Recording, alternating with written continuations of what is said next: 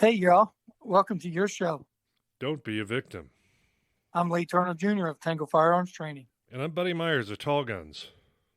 Well, I'd like to start off with saying Happy Thanksgiving to everyone. And I do use Happy Thanksgiving and Merry Christmas. That's just where we're from down here.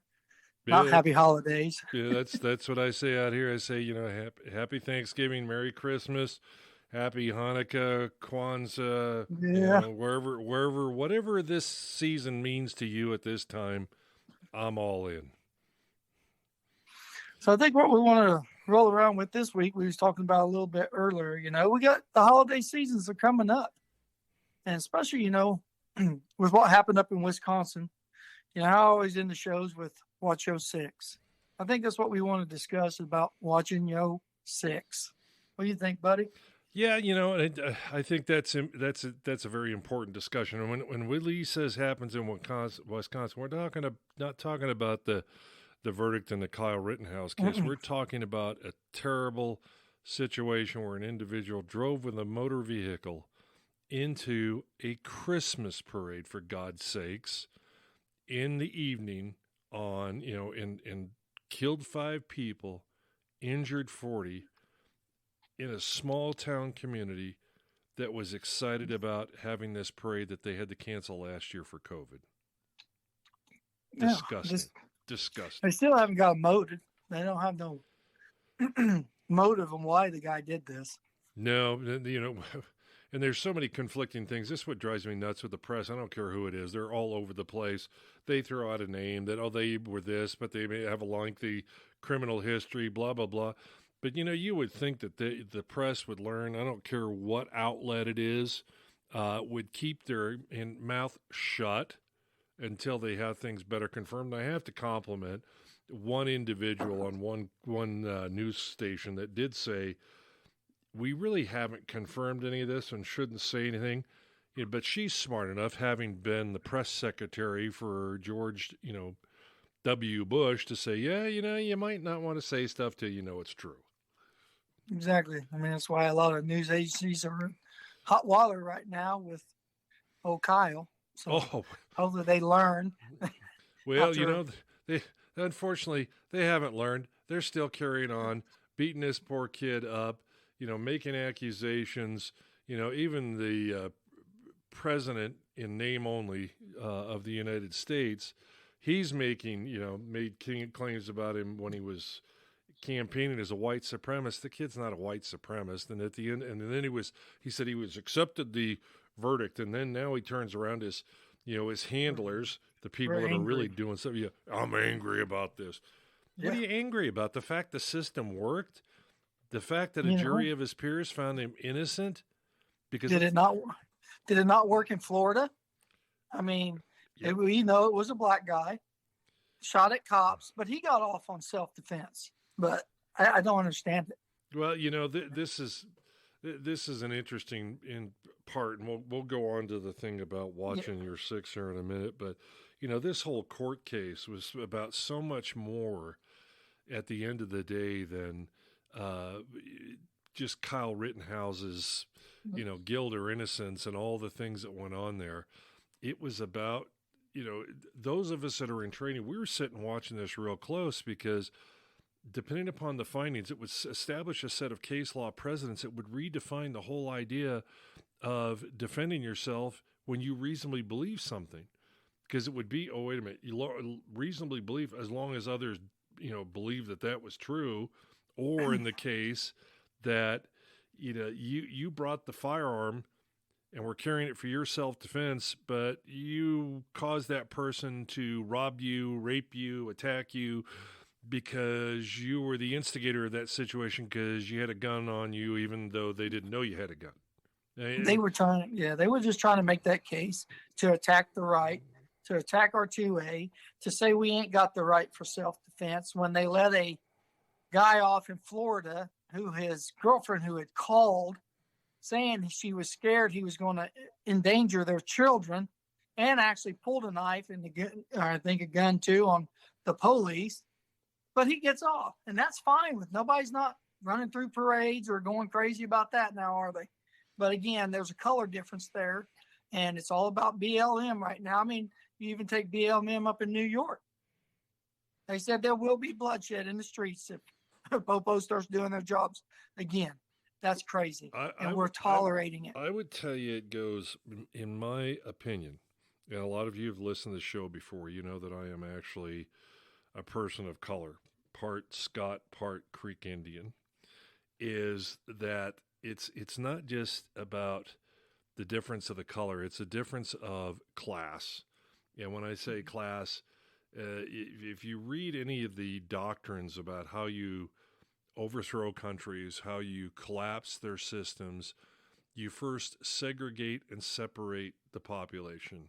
That's why, the communists, our adversaries for numerous decades, did not like Martin Luther King. They did not like John Kennedy. They didn't like anybody who was talking about bringing us all together because we had a dream. But now they're reveling in it because this is, right out of the playbooks. I mean, the agencies, if you have any idea or had any experience in that space, that's what you do.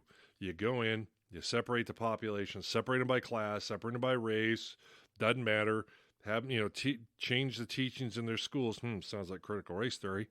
Yeah. Change the control of the people. They don't have a say. Sick the government on the people. Sounds like Merrick Garland, the FBI with parents. But yeah, it all fits a pattern. It all fits a pattern.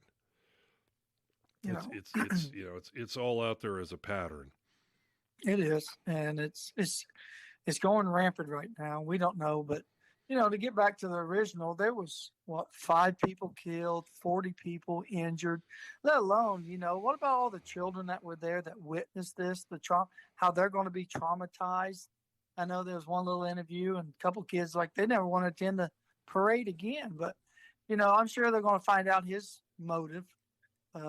He'll tell one time because he wants his 15 minutes of fame, but whatever reason he did, this is that importance of watching your six. Now, when you're in a crowd environment like that, you're trying to enjoy the event that's going on.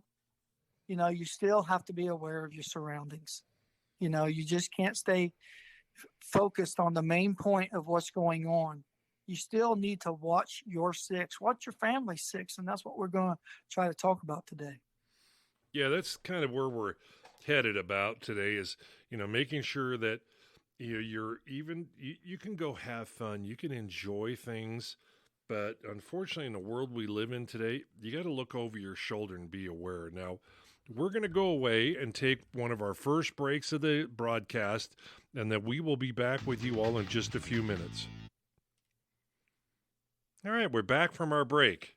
But, as Lee was saying, you got to watch your six. And, if you think about it, people always go, watch your six, he's covering my butt. Now, think about it this way. We look at the human body with a body clock. 12 o'clock is the line that runs down through the center of our nose, between our legs to the ground. 6 o'clock, our spinal column to the ground. 3 o'clock is the right shoulder. 9 o'clock is the left shoulder. And that's how we make associations. If you say, contact left 2 o'clock, somebody know, or it's 10 o'clock, somebody knows that to the left at the 10 o'clock position, we got contact over that way. Mm-hmm. Or you hear pilots talk about something is at 12 o'clock high, I got to look straight up above us. It's right above us at whatever's going on. I mean, that's what we talk about your six. It's a position on the clock. Yeah, that's why, a lot of people, it stems from a lot of the military tactical, especially when you're going in, you say, I got your six. And I'm going to have your back while you take lead. But it's the same thing. You're out in public with your family. You got your wife, your children. It's not hard every few minutes or so often to look over your shoulder, check out your surroundings, try to see something that if it don't seem right, it's probably not right.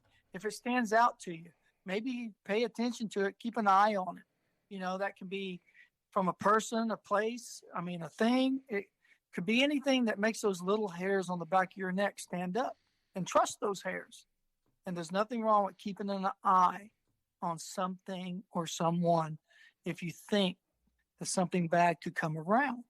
But this SUV that come flying through there, that would have been a hard one to catch for anyone. He just come balling into this thing, running down, knocking people over, running them over.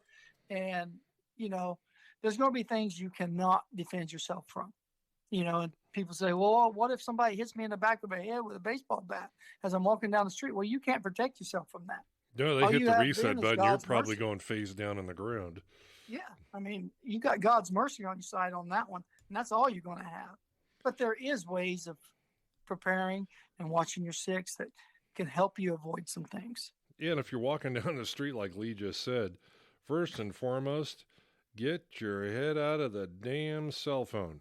But don't be standing there walking down the street, tweeting, twittering, talking, whatever as you're going along. Turn it off. I mean, I walk down the street, even in my neighborhood going for a walk, and I'm scanning. I move my head. I look around. I look behind me. I'm constantly looking as I'm moving because I don't get so stationary and get target fixated only on that which is in front of me. And I certainly don't walk down the street with the phone down in front of me tweeting away, let alone, to be honest, at nighttime, if you're worried about somebody following you, oh, yeah, let's just turn on the cell phone with that nice big bright screen. They will never figure out where we're at. But one thing I learned out in Marine Security Forces, it was outside of San Francisco. So then when we go on leave, we go into San Francisco, and it's like New York, L.A., or any other big city. They got big, tall buildings. You got a lot of alleyways. Don't hug the buildings. Don't walk 2 or 3 feet off the buildings.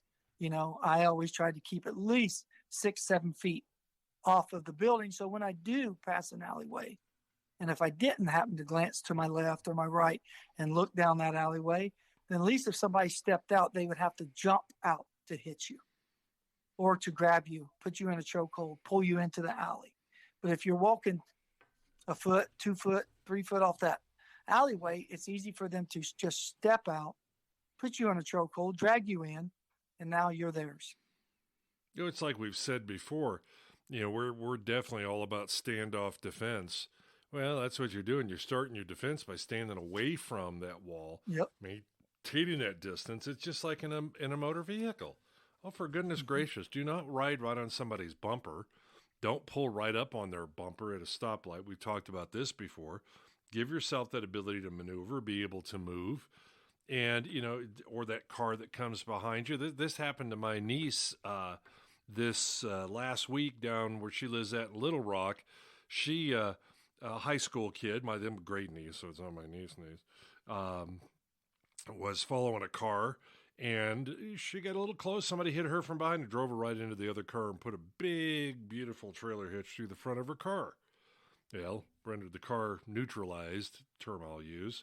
But if she'd have maintained that, 5, 6, 8 feet distance, hey, yeah, back end might have been screwed up in the car, but she'd have still had an operating motor vehicle. Yep. Don't be that person that's so foolish that you think you got to get someplace so quick, so fast, that you ride somebody's butt and you end up with a disaster.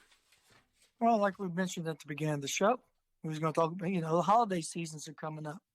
And this is for the females, when you're walking or shopping, you're in that Hobby Lobby or that J.C. Penney's or wherever you decide to shop at, don't leave your purse unzipped because we got a little thing called pickpockets.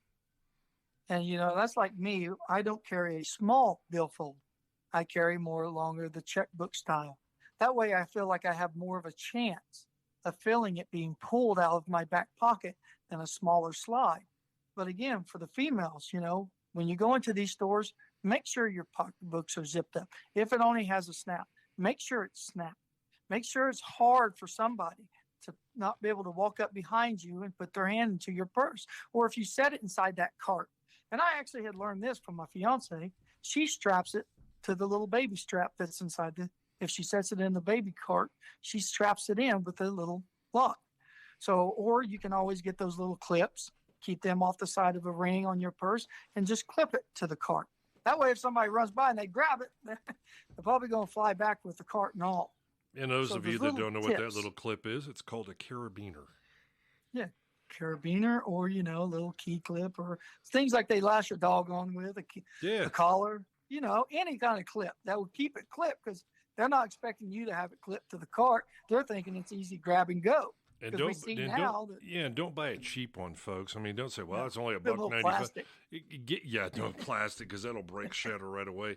Yeah, you might have to spend $2 or $3 to get one that's a 250-pound rated. That's not to hold somebody because, you get a jerk, and based upon the angle, that's all back to base physics, that, the amount of pressure at the point of contact can be extremely high. Get a better quality one that's, not going to easily, could be broken and you lose your stuff.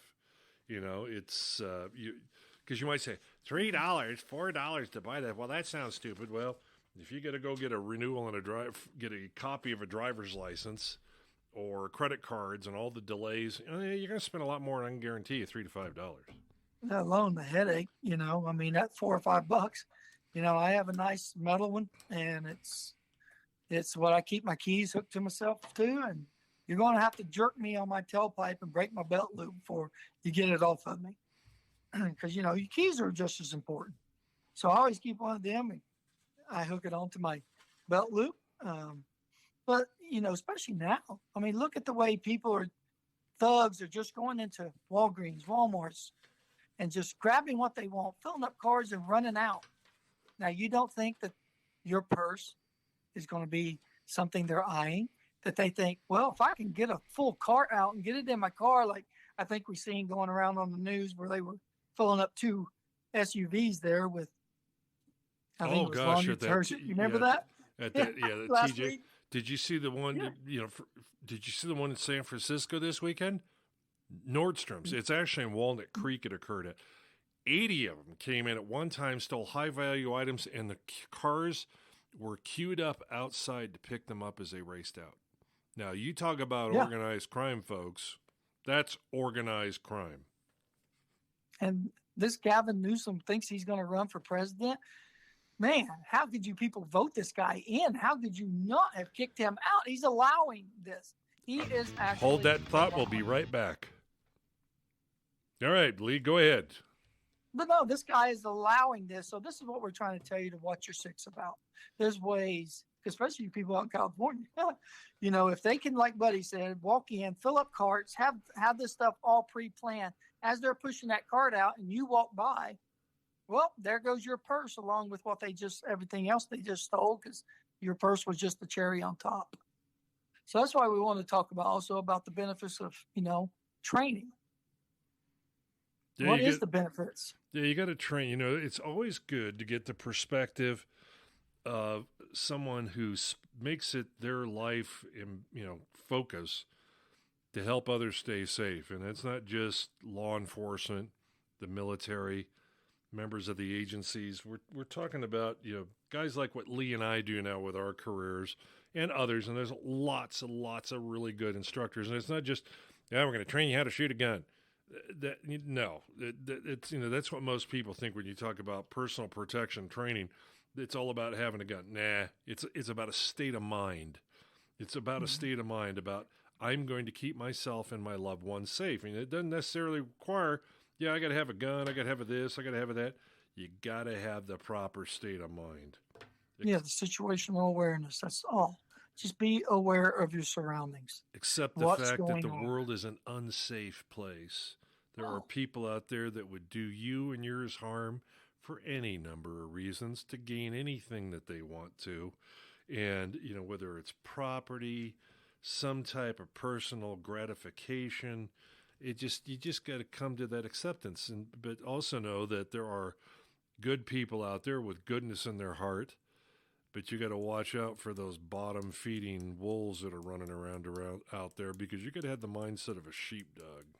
I'm going to protect mine and others, but God help a wolf that comes around. That's right. And like I like to explain in classes, is the biggest benefit to training. And this is, you can train in your living room, train in a classroom environment, train wherever you feel like you want to train in your mind. But you want to build that muscle memory. That's your biggest benefit. And I'm not talking about building your muscle memory just on using a handgun or using a taser. I'm talking about building that muscle memory of, hey, when I do go sit in the restaurant, maybe I'm going to get used to sitting and facing the door. Or maybe when I do walk down that street, I'm going to muscle memory myself into staying 6 feet off the wall. Or I'm going to make sure that I got this key hook onto my keys, or I got my family close to me and I'm watching their six. it's built. There's many ways to build that muscle memory to create that situational awareness around you. The term I use is called defensive living. You should start to change your lifestyle a little bit where you live more defensively. Like, I get in the car, what do? I lock my doors before I even put the key in the ignition. You know, when I come home, I have my keys out before I go to the door. When I go to my office, I've got my keys out. I've scanned around. I don't get right out, walk one door right to some place. I stop. I look around. I change my entry patterns. You know, when I go to, do different things, I, maybe take a drive-through first someplace before I park. You know, I go into a restaurant, and I do scan a restaurant right away to see who's sitting where and what tables are open, as Lee was talking about. But it's about, defensive living. You know, even when you come out to put groceries in the car, I'm not going to take groceries, turn my back, be bent over, whether it's in my Jeep or in my F-150, bent over, my back turned where somebody could approach from behind. I'm going to do them at an angle, or I'm going to make sure there's nobody around, because, it only takes, and you might say, well, that person's 10 feet away, I feel safe. No, I want you to remember something, folks. A thing called the Tuller Drill, developed by Sergeant Dennis Tuller of the Salt Lake City Police Department. It proves that a person of moderate physical condition can cover 21 feet, 7 yards in 1.2 seconds. I did say 1.2. Doesn't take much. Not much time. And kind of like, here's an example. Last week, I was walking out to the Jeep from Walmart. A little old lady, probably in her 80s, said, "Excuse me, sir, can you get this case of water off the bottom of my cart for me and put it in the back of my trunk?" And Lee, being the nice guy he is, told her to go pound something. No. I did it, but tactfully I did it. Why? Defensively I did it. I don't know if she had a grandson standing on the other side ready to clock me in the back of the head. So I squat down like a catcher, grab him, and I stand up. If I would have just bent over with my head tucked down into my chest and grabbed it, that would have been the opportunity for someone to go clunk. Now, look, wolves do not discriminate against age. There's 80-some-year-old wolves, just like there's 20-some-year-old wolves. So, you just want, I had no fear from her. I'm pretty sure I could outdrew her quickly because I am a concealed carry down here. But, you still want to be on the defensive of anything that you do without kind of living like you're paranoid. You don't have to live paranoid. Just live precautious. That's all. Yeah, you just pay attention, and do things in a safer fashion to keep you and to keep others safe. I mean, that's the bottom line here. It's about being safe, about being smart, not being stupid, just being very aware of what's going on around you, what's going on with people, how they act, things like, back to the parade. Yeah, you want to be there with your kids and family, but be scanning back and forth and look, you might be out with a group of folks, but, and I use this term with younger people. Yep. When you go out to have a good time, there may be one person who's the designated driver. Well, maybe you're the designated defender. You're going to watch out for everyone. You're going to be the sheepdog that watches and makes sure that everybody is covered. Well, the same thing when you're out with your family or friends, even if it's something as simple as a Christmas parade, that I'll be the designated defender. Yeah, I'm going to watch. I'm going to enjoy the parade. I'm going to have fun, but I'm going to always be scanning. I'm going to always be looking that if something starts to happen, I can get my kith and kin out of harm's way. Yeah. So here's some things, you just think about. Always have a better awareness of your surroundings. Okay. Especially now with the holidays, and also train your mind along with your body. You're training your mind to be aware of those situations, where you're going, stay focused on your points of, this is my objective today, but I know I have to watch my six. I got to watch my children's six. So, that's just a couple things you can be thinking about that can start preparing your mind of just having that better awareness of your surroundings, let alone training your mind. If you find yourself with some downtime, start thinking about situations that that you're routinely in. Now, what would happen if this bad situation happened? How would I react? Would I get my family down and defend what's mine? Or would I try to be a sheepdog and react to it, and let me tell you, your heart's going to tell you which one you will do. Okay? It's the same thing with, we're coming into the holidays now. Keep those, and you should do this all the time. When you're not going to be at home, close your blinds. Yeah. Close your blinds where somebody can't stand there and scan and look in your house. I mean, bad guys do this. They operate, surveillance operations. They'll go look at a house, look in the windows, try to figure out what's in there. They'll observe the Prime deliveries, the UPS deliveries. How many are you getting? There's an assumption there's going to be things of value that are in there. Keep the windows, keep the blinds down so that, they can't readily see. And of course, we all want to have people see our beautiful Christmas trees in our front windows. Well, that's fine. Just be aware that, at some point during the evening, when you're all done with the day, if the tree facilitates it, close your blinds. Close them up at the end of the day. Other windows in the house where somebody can't easily see in. Because, that's how they look in to figure out what the heck you got, what they want to steal, how the house is on the inside. Yeah. I mean, there's another one. There's that, you can get little cameras, put them on the front. They record to your phone. You can watch them from your phone. And these are just a one-time purchase. You can put them outside. You can watch. That's how you can guard. Because right now, everybody's getting things delivered, like Buddy said, from Amazon, from the delivery. So these people are driving up and down. And, we call them porch pirates. Criminals. And there's ways to defend yourself from that. A little camera can be deterrent to them. If they see a camera, even if it's not activated. Oh, God. Heck, down here in Denver, they don't care about the camera. They're walking and stealing the stuff anyway. I mean, good gosh, these people, they don't care. They're criminals. Yeah, including the camera. And they got their little handy-dandy mask on because it's been mandated so you can't see their face, and they park the car at an angle where you can't see it or the license plate's covered. So it's like, yeah, fantastic. You won't get COVID, but they'll steal your ass blind. I'm sorry. Yeah. I mean, it's the society we live in now. And it ain't going back. We ain't going back to leave it the beaver days of where people cared about their neighbor and did this and did that. I mean, leave we're the not door going unlocked, back. Leave your car keys in the, visor above the steering wheel. You got to adjust. So now we must adjust. We must adjust to the times we're living in, that right now the United States is separated. It's divided in half. And you have to defend yourself in some way. And I'm not talking about with guns, tasers, knives, or whatever. Defend yourself mentally from the other half. Don't get drawn over to it, and don't get drawn into the crowd, especially if you got kids. Don't let them get drawn into the crowd. Teach them how to think for themselves. Well, Lee, it's the end of that time.